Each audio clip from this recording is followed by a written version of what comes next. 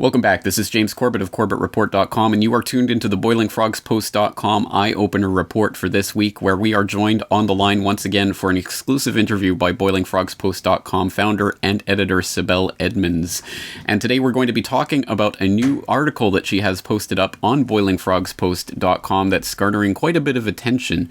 It's under the headline, Turkish PM Erdogan, the Speedy Transformation of an Imperial Puppet. And as the title might indicate, it goes through the very interesting fall from grace of this former globalist insider Golden Boy, who is now very much on the outside and is facing some difficulties both within and without from his people and from people around the world. So let's take a look at this article and get our roll up our sleeves and take a look at some of the facts going on here. So Sibel, great to have you here. Why don't you just tell us a little bit about this article and what prompted you to start writing it? Well, as you know, James, I have been following the Turkish politics, very, very closely for many, many years, for over a decade. I used to live in Turkey, and my case with the FBI, my entire whistleblowing had to do with the U.S.-Turkish operations that became the state secrets privilege. And on the other hand, I have tried to stay away in terms of writing and being public about the Turkey's own internal politics for several reasons. One main reason had to do with a lot of attacks that I endured about 10 years ago, because it was interesting. I was an outcast here in the United States. This is the government who thought I was betraying the U.S. government's operations. But because of the media in Turkey, they also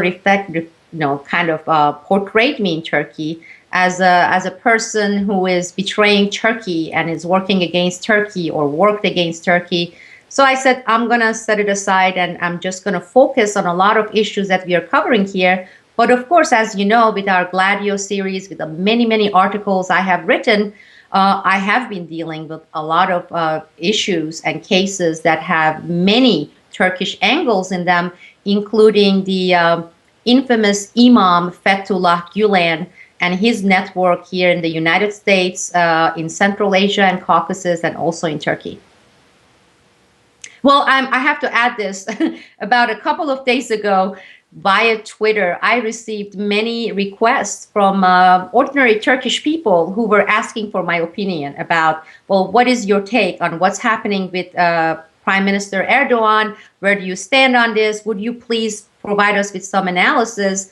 And I think that kind of gave me the needed push to sit down and put together this first analysis pieces that ended up being really long. But in order to do it justice, I had to include a lot of history and context and the chronology of what has been taking place. And hopefully it is informative. I don't think Turkish people need that much because they are right in the thick of it. But it's mainly for the U.S. audience to see how we go about this game of regime change and regime installment, which I call it the reverse engineering. We build puppets and we build them up. And when their time comes, I call it the expiration date. That's when we bring them down. And it's almost like an overnight process that is amazing to see and to put together. So when they are in one place, people can observe and say, wow, how could somebody goes from angel to evildoer, and how the US media, a lot of global mainstream media are acting as the branch of the establishment, the powers, to make this possible, to be able to shape the views on, this person was an angel and now he's a terrorist, he's an evil, he's a dictator, he's a despot. And for people to pause and say, how does this occur, this whole process? Well, I think your article does a great job of pointing out that transformation that's taken place. And of course, I think the iconic image in most people, in most Americans' minds, would probably be Donald Rumsfeld's golden handshake to Saddam Hussein back in the 1980s, and then the invasion that came a little bit later when he fell out of favor. So we are seeing a similar transformation happening with Erdogan, who has been called by Obama, as you point out in your article, one of the top 5 partners of the U.S. around the globe, or whatever rhetoric he was using at the time. And of course, that has definitely changed in recent months especially. And I think a lot of even casual observers of what's happening in Turkey will know what happened with the Gezi Park protests. But of course, this is part of a much broader agenda, as you point out in your article, and you do tie it back to Fethullah Gulen's network, which, for listeners out there who don't remember, we did talk about Fethullah Gulen at some length in our Gladio B series. So I will, as always, once again, invite you to go and re-watch or watch for the first time that series if you haven't watched it before. But let's start tying this together. What exactly, why is this transformation taking place, and who is behind it? Sure. The answer is multi-parted. As always, we don't have usually a linear, simple answer, but the fall of Erdogan, if we start viewing it as such, as this fall from the grace in the eyes of the Western powers, especially the CIA, started with a rift between Erdogan and Gulen.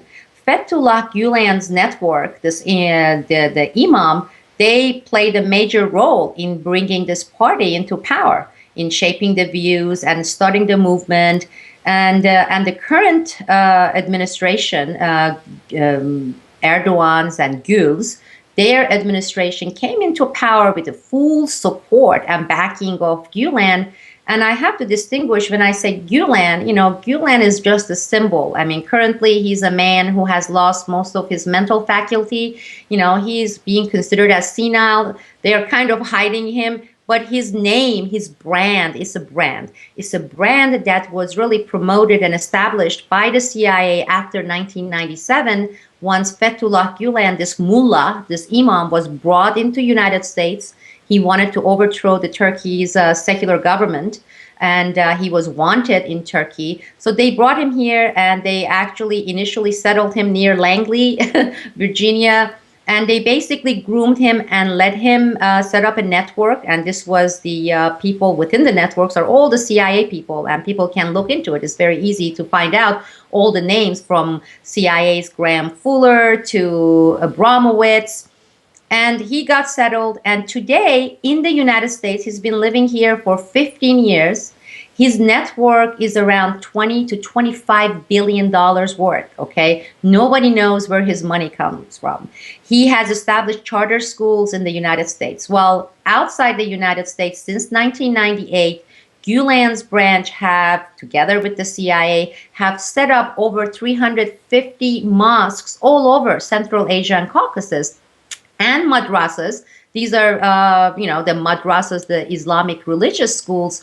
And they ended up getting kicked out of a lot of these countries because the regimes there, they realized that this was a propaganda and actually operations under the CIA to basically Islamicize these former Soviet Union states.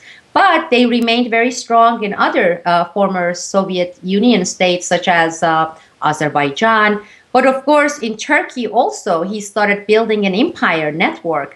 And that was by pouring money and establishing network within Turkish media. And he slowly began to take over the Turkish media, the influential arms of Turkish media. He started actually planting people within the Turkish military and Turkish police forces. So his network has been very, very active.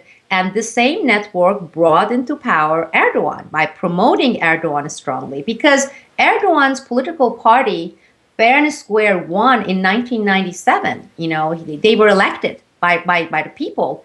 But at that point, this was during Gladio A. The switch had not taken place completely. Turkish military, with the backing of the United States, they came and they banned the party. They put Erdogan in jail. They put other party members in jails. They said, look, in Turkey, votes don't count. We don't approve of him. So even if you gather 45 million votes for him, we're not going to let him come into power. Well, that entire situation changed. In 2002, the party got elected again, but this time the military had to stay silent and step aside and let them actually come into power. So what took place between 1997 and 2002? Well, what took place was Gladio B, Fethullah Gulen coming to US, and the strategy changing to this Plan B. So they were very close.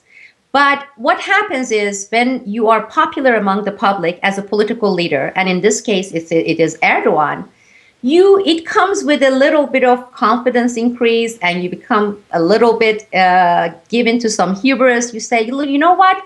I am very popular. People love me. Look at the polls, okay? So I don't have to bow to this imam all the time. There are things that I want to do, whether or not he agrees or not.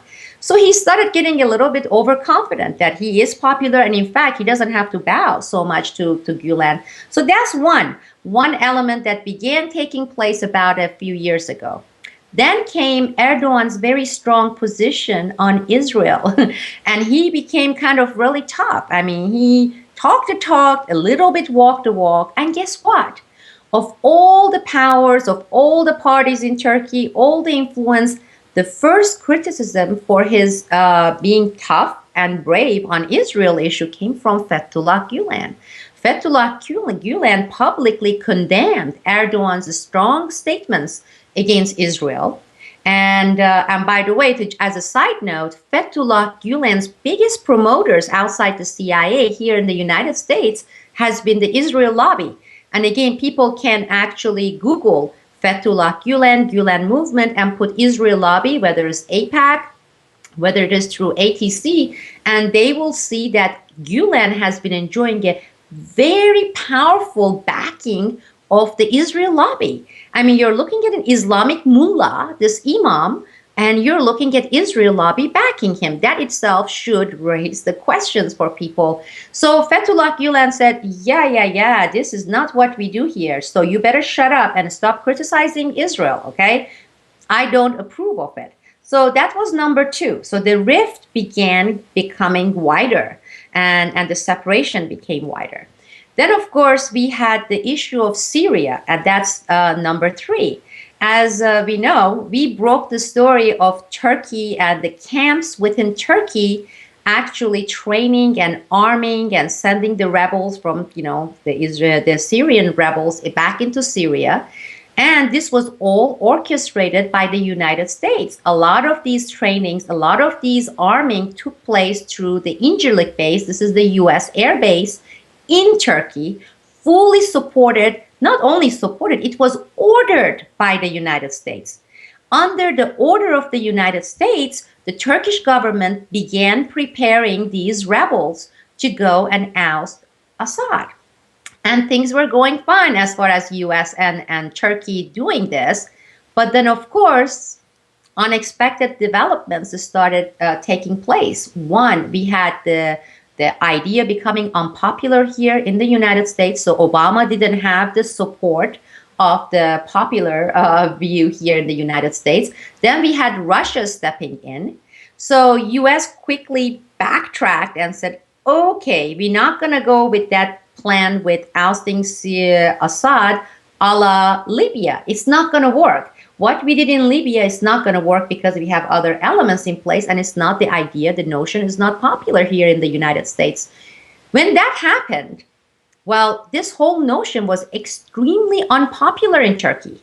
When Erdogan, the Turkish military, and Turkish government, they started implementing the United States order on opposing Assad, on arming and training the rebels, well, Turkish people hated that. Because Turkey has had a pretty good relationship with Assad and Syria. It's another Muslim country, okay? It's a neighbor Muslim country. So that idea to begin with was very unpopular. So with US backtracking and Turkey being exposed as the training grounds for anti-Assad, well, Erdogan ended up standing alone. And it was like, what happened here? Because the United States guaranteed that this was going to be fair and quick, just like the way we did it with Libya. Now I'm unpopular with my own people. A lot of people are getting pissed. They have gotten pissed with what I have done. And I don't have the backing of the United States for what we were doing. So I'm the one who has to eat the crow here. So that really, really, really angered Erdogan in that. So that's number three elements. So with him becoming a little bit more unpopular with the public with his Syria position, unpopular with Gulen, and the rift getting wider and becoming a bigger rift between the two, we had those Gezi Park, which started with this park, which was not a huge, ginormous issue. And you had the environmentalists in Turkey, rightfully so, standing up and protesting. Well, Fethullah Gulen seized upon this opportunity. So he took a real protest, that was the people's protest, with his network, and he started bringing in his network and his people. And of course, Erdogan saw what was happening, and he actually started speaking up on this issue, saying, I am seeing foreign elements, I'm seeing outside elements actually guiding and provoking people in this case. And then, of course, when you come down the road, then in the past 6 to 9 months, this protest again being hijacked to a large degree by Gulen, which when I say Gulen, is a CIA-backed Gulen, and it is not basically the pure people protesting against Erdogan, which again, we see it over and over. We have been seeing it in Egypt. We have been seeing elsewhere in the world. When you have people expressing, their discontent, their unhappiness, and they stand up for their rights and they protest, you get the outside power saying, let's use this for our own goals and objectives. And that's exactly what we have been seeing with Erdogan. And number 5 elements is, of course, as we have illustrated in this article, suddenly the US media, the world media, in the United Kingdom, here in the United States, they started pairing those very famous and infamous adjectives with Erdogan: dictator, despot, corrupt. And in fact, another very interesting thing is a very, very old news from 2002, 2004 on Al-Qadi, Yassin Al-Qadi, which has been known for over 10 years. And then suddenly, and in fact, it was covered up by the US media when we were trying to expose it. And now they're even bringing back those ties. Guess what? Prime Minister Erdogan is very intimately tied with Al-Qaeda financiers, Al-Qadi. So again, it is part of the modus operandi we have been seeing so much with the media, the mainstream media being part of it, and of course being orchestrated by the CIA and the establishment. And that's where we are right now with Erdogan. Well, that paints a very vivid picture, and I think that does cover a lot of the different angles there, but I'm still a little bit unclear then, if this falling out between Erdogan and Gulen is really ultimately a falling out between Erdogan and the CIA, what is the CIA's stake in this? What are they hoping to achieve in Turkey, and what are they hoping to replace Erdogan with? Well, what it was initially with letting Erdogan and AKP coming into power was they were the symbolic portion of the power. So you have the symbolic people. It's no different than what we see anywhere in the world, including here in the United States. It's like Obama. I mean, it's not about Obama. It's not about Obama's ideas. This is not about Obama's wars or George Bush's. It is the establishment behind Obama and the establishment behind George W. Bush. And it is the CIA, it is the military-industrial complex. Well, they had their puppet there, okay, knowing fully that the power behind it was them, meaning through Fethullah Gulen, that they were going to implement policies, they were going to set the foreign policy agenda. So that was, to begin with, the notion, and it worked. That's why he was very popular. Turkish government, this was advertised as the model of democracy for the rest of the Middle East.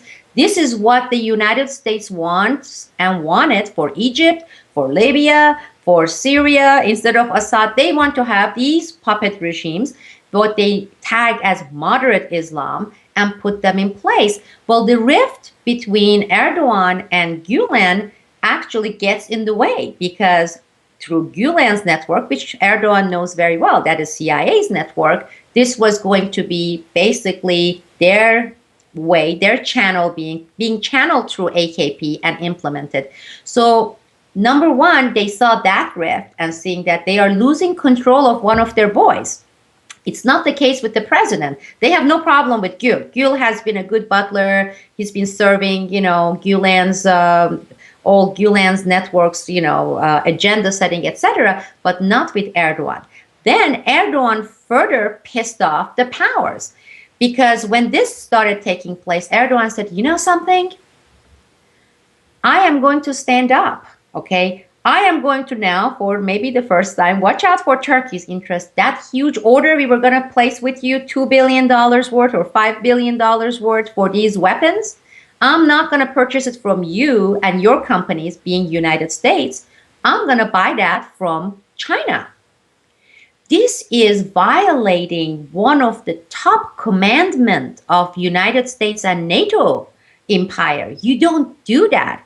A NATO ally is purchasing their weapons, military weapons from China. And of course, we saw a lot of screaming. So he ended up pissing off the United States military industrial complex and NATO. Further, he stood up even further and said, you know something? We are tired of this. For the past 25 years, 30 years, we've been trying to enter EU. And you're not doing it, and we are tired of this game. In fact, we want to align ourselves with SCO, the Shanghai Cooperation, and they actually put forward their request for candidacy. Again, that's another commandment being violated.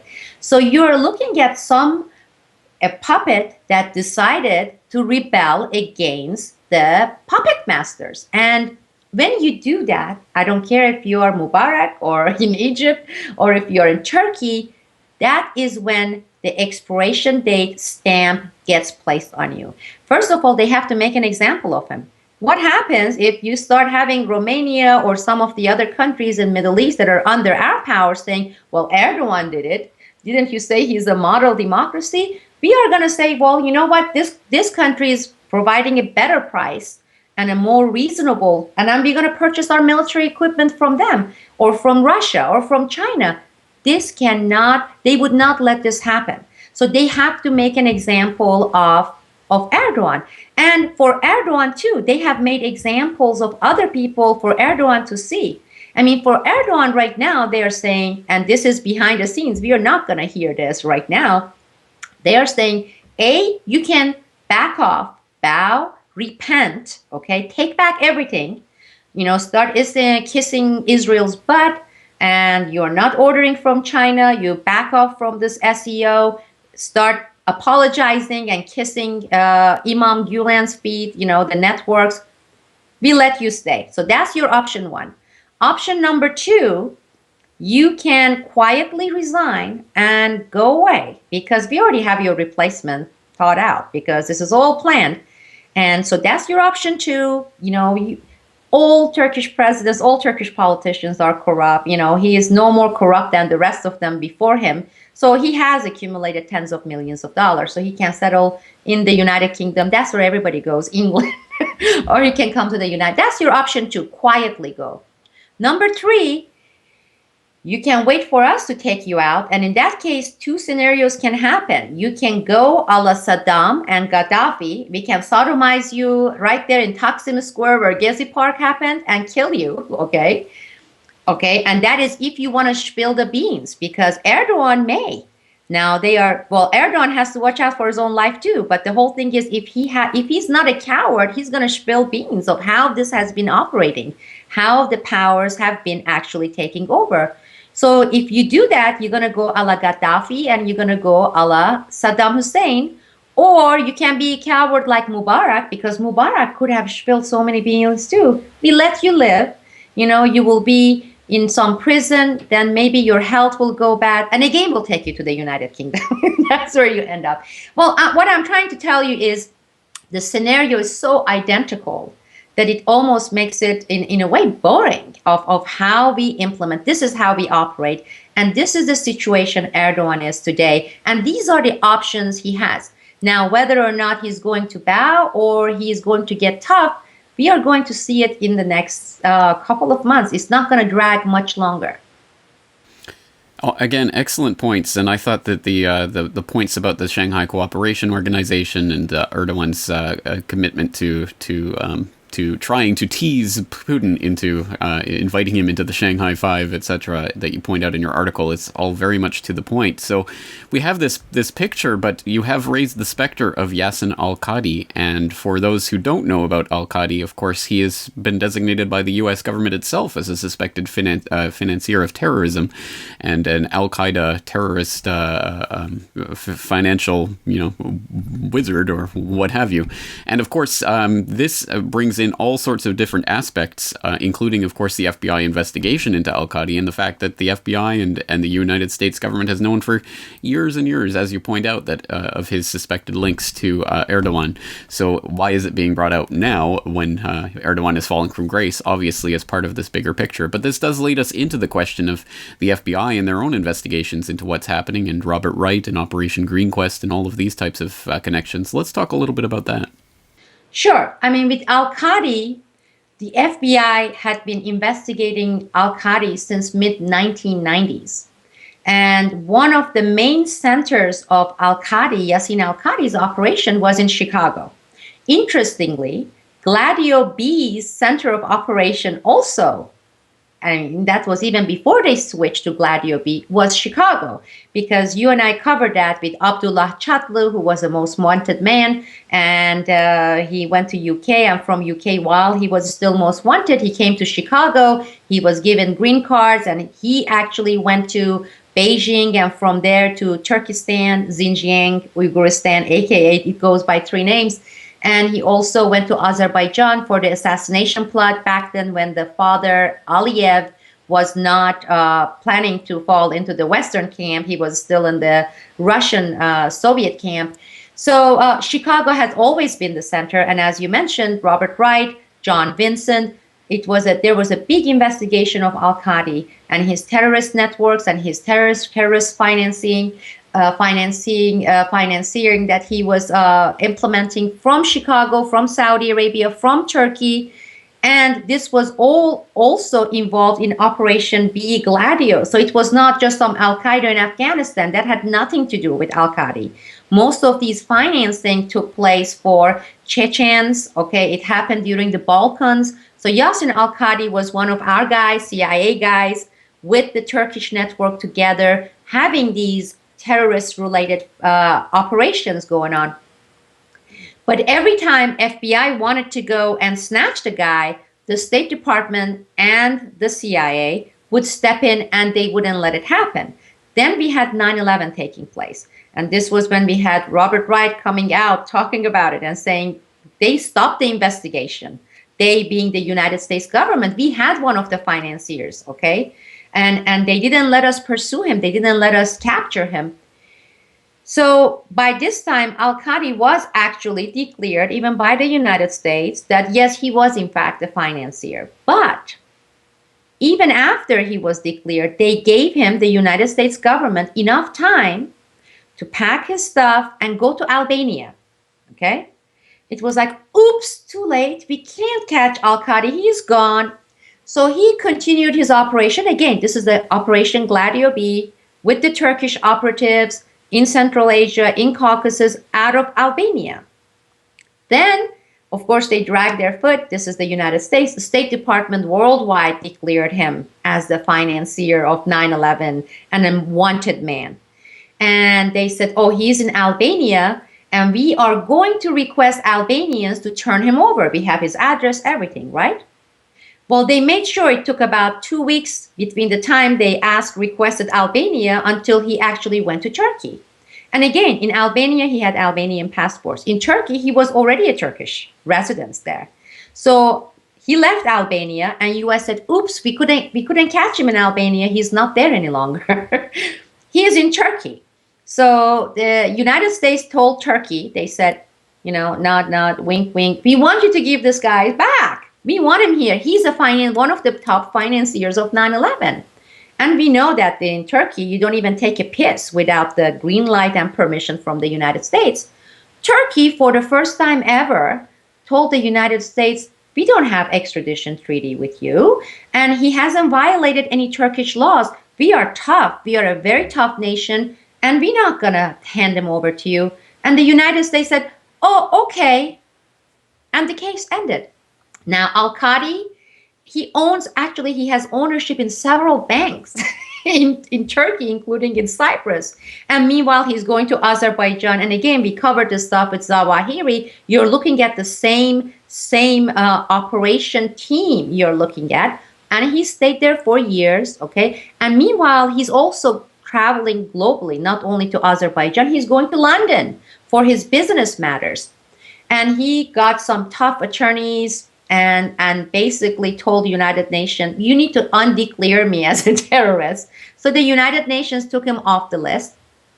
And US basically covered up this whole thing. How could this guy in Turkey running these operations, which is for United States, for the CIA operations in Central Asia and Caucasus, and the issue was completely covered up. As you know, the media here in the US never really covered Al-Qadi. You won't find more than a handful of articles. And suddenly, lo and behold, with Erdogan, they leaked the fact that here are the pictures of Erdogan's sons getting into this $10 or $20 million deal with Al-Qadi, the Al-Qaeda top financier. Here is the partnership between this member of Erdogan family and Al-Qadi, who is Al-Qaeda's top financier. And that's exactly what we are seeing. And another very interesting thing that is happening, some of these leaks are coming, of course, through Fethullah Gulen's network within the Turkish police, even to a certain degree within Turkish MIT, and of course, all of these are backed by the CIA. But interestingly, there are all these leaks that are happening that they are attributing to WikiLeaks. Now, WikiLeaks had this information for however many years, and it's very interesting that supposedly they are getting these from WikiLeaks, and when it's really needed by Gulen and CIA network to bring down Erdogan. And I find that highly puzzling and very, very questionable as well, that how come are these leaks that were out there and now suddenly being rediscovered? Or are we talking about new WikiLeaks leaks that are being strategically timed and put out there? And if it's the latter, then I would be highly puzzled and troubled, to say the least. Absolutely. Well, just another interesting piece of this ongoing unfolding puzzle. And we've already talked about this to a certain extent, but perhaps we should just reiterate about how what's happening in Turkey right now is part of a pattern that's played itself out in numerous different places in the past few years: Egypt, Libya, Syria. Do you see this as simply another iteration of the exact same thing, or are we seeing something slightly different happening in Turkey this time around? Well, that's the empire's wish, but Turkey is not Egypt or Libya. You're looking at a totally different dynamics here in Turkey. And one of the things that I really find amazing is the level of awareness among the Turks, okay? Number one, you don't have this two-party system that works really good for idiots in the United States. You have Democrats and Republicans, which makes it so easy to just take one and work another against another. In Turkey, you have multiple factions and parties. So it is much harder to be able to basically hijack each one separately and also give crumbs to each party leader separately and say, we want all of you to come and join us in this takeover, which is totally the U.S. empire's wish, and do this. So that's one element that is totally different in Turkey. And as I said, the Turkish people are highly, highly aware, and they really pay close attention to the history. I mean, you're looking at a country, in 1981, we had the military coup. And then we had this huge scandal in Susurluk in 1997. And it was all publicized that, these were all elements that were being managed from the above. From the above, I don't mean God or Lord. By the above, I mean here in the United States.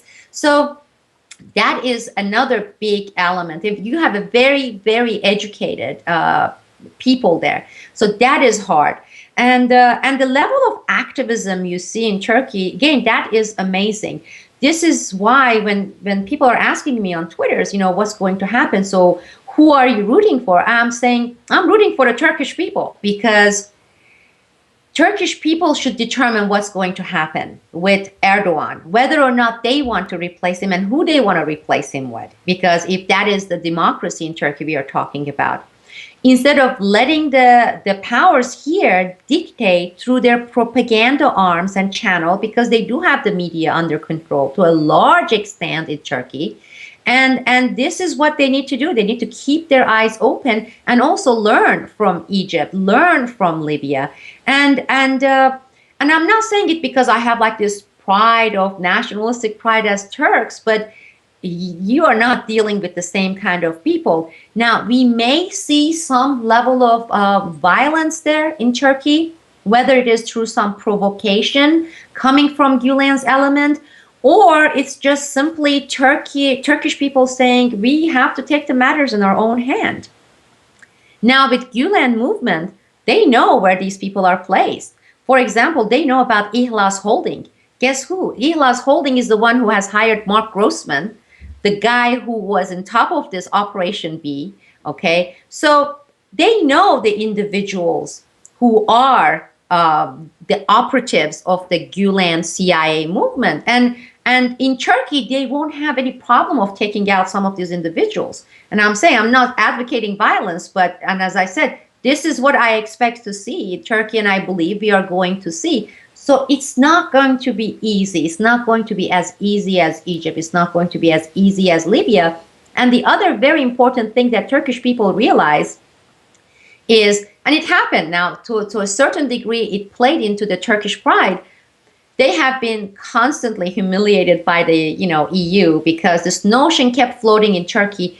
If we want to succeed, we have to be part of the EU. Well, in the last few years, with the EU being bankrupt, financially and politically, what is amazing is so many people in Europe, even from Germany, they are applying for jobs in Turkey, okay? So they are seeing that, well, their economy has been stronger than EU. It was not a great thing. It's a great thing that they didn't become part of the EU. And they see themselves as an independent nation that, we can do well. And strategically speaking, Turkey has tremendous amount of power. They are the world's most strategic, important energy hub. Any pipeline you talk about, whether it's going to be through Azerbaijan, Shah Deniz, or any of the pipelines, without Turkey, nothing can move. I mean, they can starve Europe. They can starve Europe of natural gas and oil. They realize this power. Maybe they don't have oil like Saudi Arabia, or to a certain degree, even Egypt, but they do have the benefit, the advantage of strategic positions. And that would give them the power to have a say, whether it is in dealing with Russia, whether it is with dealing with China, or whether it is dealing with the United States. And that brings up another thing. With EU, I think many eyes in Turkey has become wide open. We don't need to be part of EU. We want to be an independent nation. The next thing they should be looking, hopefully, is the cost of being part of NATO. It's always in the past has been considered as, well, without NATO, who could protect us against the Soviet Union? This was during the Cold War. Well, we don't have the Soviet Union. And really, what benefit is NATO providing for the Turkish people? It has been nothing but cost. I mean, what happened with Syria, it is being part of NATO. It is being under the thumbs of the Western Empire. And as long as they continue that in Turkey, they will never be that independent nation that they take pride of being part of. And to do that, they need to reclaim the Turkishness, the independent country that can determine its own destiny without the foreign outside influence and pressure. And that's what I'm hoping to see with Turkey. And that's what I'm rooting for, not for any party, not for Erdogan. I'm not a fan of Erdogan. I am a big enemy of Fethullah Gulen. I have been saying it. I have been a lone voice here in the United States on that. But as far as what happens in Turkey, the Turkish people should be determinant of what happens from now on. And they are right now at this very important strategic bottleneck, and this is why I'm shivering. This is why I decided to write this article. And that is, they have an opportunity here. If the majority of them decide, fine, maybe he engaged in all this corruption and things, which he did, Erdogan.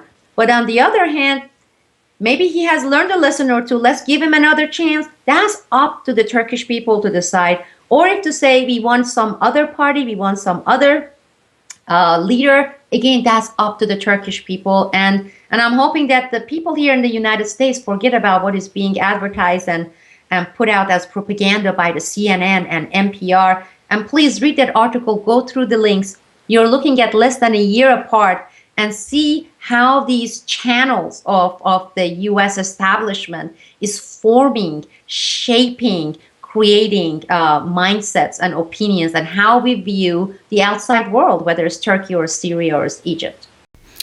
Well, you raise such an important point there, and it's one that we keep making, but I think we have to keep stressing. It's that this is not just a binary choice. It's not Erdogan or Gulen. Of course, there are other options out there on the table. And as you say, the Turkish people are quite awake and aware to these different possibilities and alternatives and are suspicious of official narratives all around. So I have no doubt that they'll be engaging in this conversation and to some extent already are. And I noticed that your article has certainly picked up the attention of a lot of the Turkish community. It raises the question of why you have not appeared more in the Turkish media to talk about these issues in the past. Well, Turkish mainstream media in some ways not that different than the US media. And in some ways, actually, they are worse because they have more freedom of playing with the facts, maybe more so than even here in the United States, which is appalling. Initially, when my case broke in 2002, 2003, for example, I was interviewed by some of the top Turkish mainstream media newspaper. And of course, that things can get lost in translation, but certain things cannot be attributed to that. For example, they broke my case for years. They would put Sibel Edmonds, the CIA agent whistleblower. It's like, how could you FBI be translated to CIA? That's beyond me. But a lot of things that got so twisted, and then so much misinformation was placed in there that I said, I'm not interested, and I'm not going to get engaged in this kind of a game. And in the past few years, I have done, not that I have been on demand by the US media, but frequently I decline requests for interviews. First of all, I'm not interested in some 2-3 minute sound bites in interviews. We want to find out what you think about Snowden, and you have 48 seconds to tell me. No, I'm not going to do that, because whatever I say, they can take 5 words, because that's what you have at 48 seconds, and it can be totally taken out of context and it can be twisted. And now we have this medium called the internet. So I'm like, through my partners, through our Boiling Frogs post, Corbett report, I can put all this information and people can come and they can listen to it and they can watch it. I don't need the mainstream media to have the platform to provide either some analysis or give some opinions. So same thing applies with Turkey. That's why I haven't done it and I'm not doing it. I will try to put this on the Twitter once the link is out and the Turkish people can go, and if they're interested, they can listen to it. But another important thing I would like to do as part of this is usually these types of period, even though it's tough for Turkey or for any country, when they are in this kind of a bottleneck and so much happening, there's so much chaos, it can go, it's a very stressful period. Some good can take place and can happen under these conditions. And I'm hoping that one of these major goods would have to do with the truth. Because now with Erdogan, I am hoping that he's not as coward as Mubarak, and he won't take that coward ways out to say, fine, you know what, put me in jail or send me to UK, I'll settle and I'll zip up. He can make a lot of information public. He can actually expose a lot on Fethullah Gulen and the Operation B Gladio. He has all that information. And he will, even if he were to go down afterwards, he will go down as a hero. And he would be recognized as a hero. And he has an opportunity to do that. I know it's a really scary proposition, because we know what happens to people who decide to talk, the leaders, Nobody wants to be sodomized like Gaddafi and then be slashed, into pieces. But he has an opportunity here. And that would make him more popular with Turkish people in the country than anything else. And maybe that would provide an opportunity to prove that real democracy can really hold and take place in Turkey. That's number one. Number two has to do with many people who were part of the Operation B Gladio. They were part of the movements before Gulen, before 1997. A lot of those generals, a lot of those people from MIT and from the military, they have been betrayed. They see themselves as betrayed by the United States. Because when the United States, they picked Plan B, this was when they said bye-bye to a lot of those people. And we know what happened with Ergenekon. We know that some of them are in jail and some of them are on their way to go to jail. And I know some of them are outside the country, outside Turkey, These people have a lot of documents, they have a lot of evidence that they can just leak, make it public, and show the Turkish people how they have been betrayed, how they are being betrayed by the powers.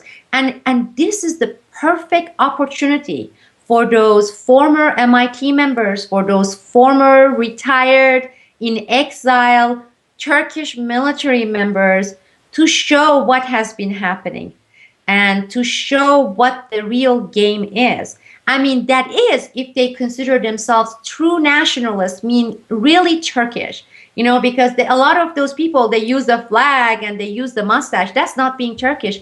If they really want to show how Turkish they are, they should show the Turkish people how the outside influence has been using them, has been shaping their politics, and let everything fall where they may. And this is again a great opportunity. Sometimes when you have wars between the factions, then that's when you start getting the truth. And maybe this will become a great moment of truth for Turkey and for our audience, our American audience, who think all the stuff we are talking about here is about some internal Turkish politics. You are wrong, because when or if and once or if they come out the truth, you are going to find a lot of answers of the real foreign policy practices and operations of the United States.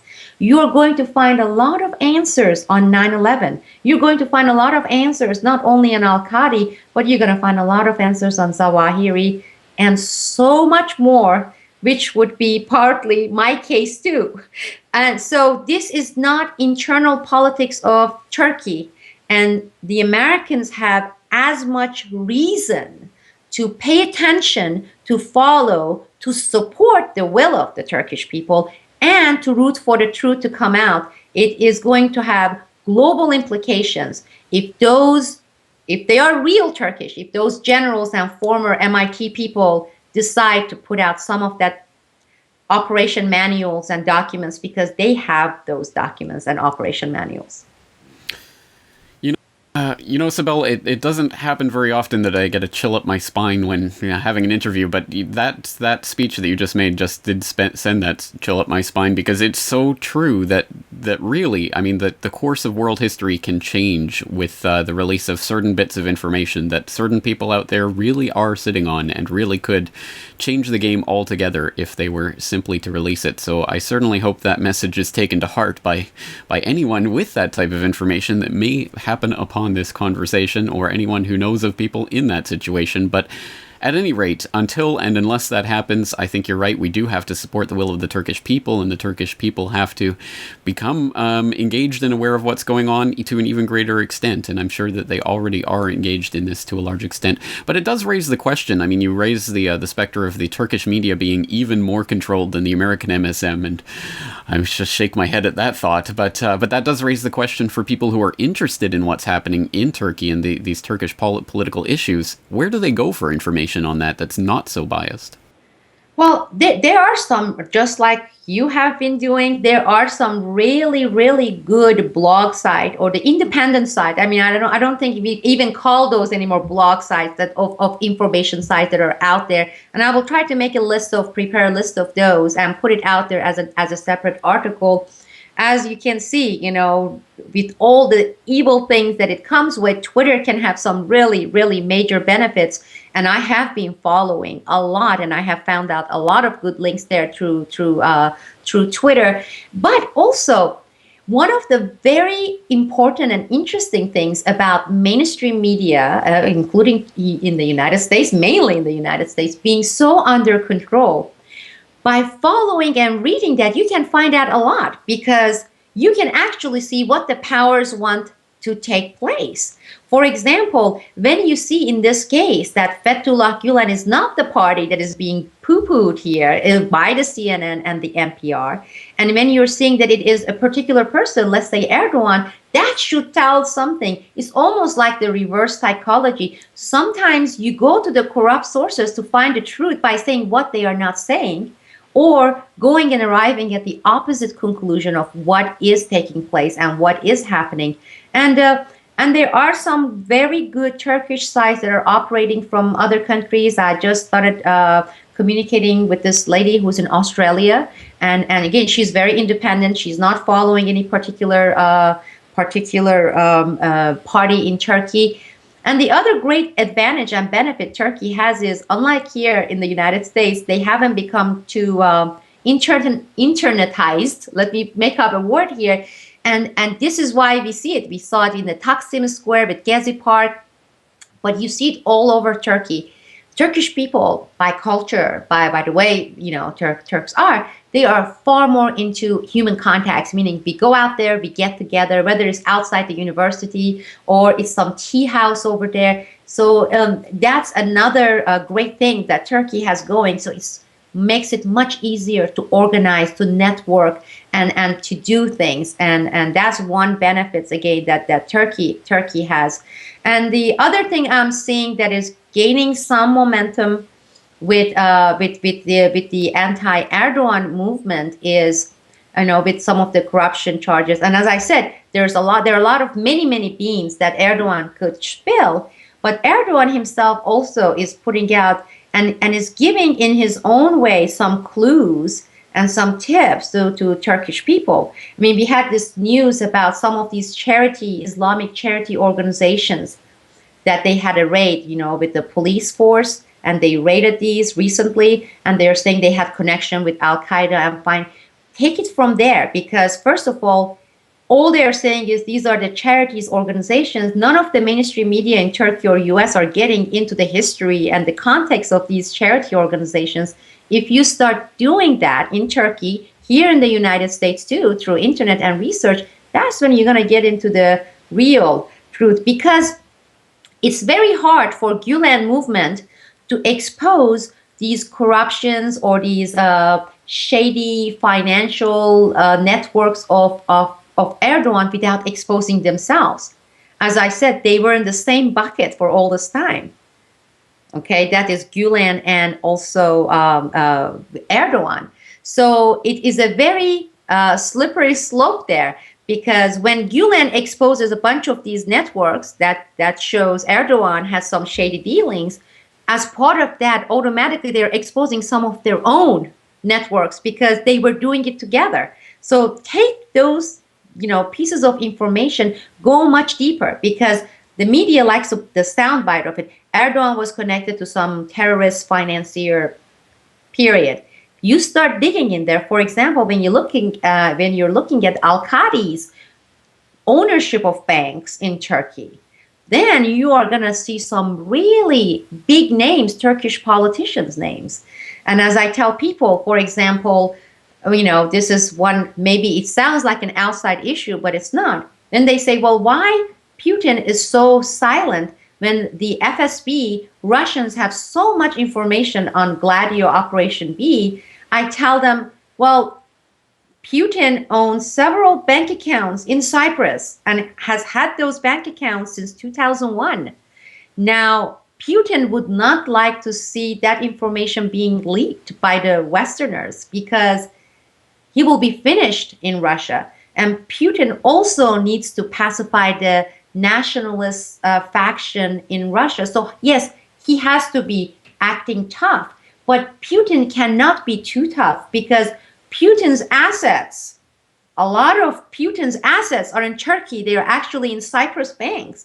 And I have said it repeatedly, and it's not very difficult for people to take it from there, because when you start looking at some of these banks in Cyprus, you're going to come across a lot of people, big names, international and national.